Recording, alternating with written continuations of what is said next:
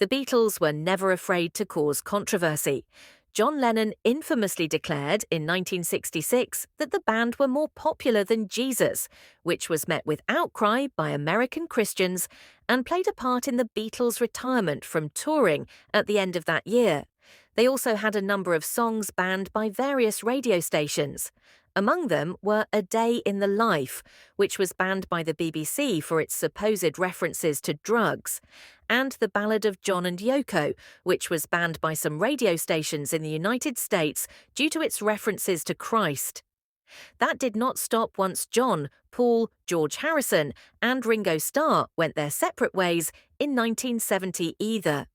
The Echo recently looked at how the Paul McCartney and Wings track Hi, Hi, Hi was banned by the BBC, which believed its lyrics made reference to sex and drugs. One of John's most famous Beatles songs received the same treatment. Happiness is a Warm Gun was written by John in 1968 and credited to Lennon-McCartney, like all of his and Paul's compositions for the band. The song began with the title, which John had seen in the May 1968 edition of American Rifleman magazine.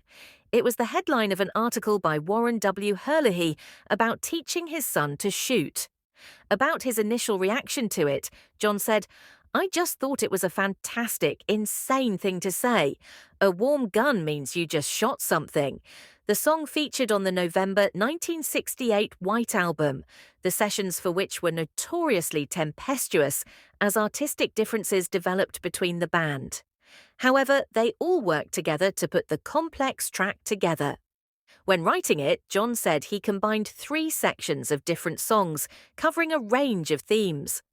Parts of the finished product were perceived to be about drugs and sex.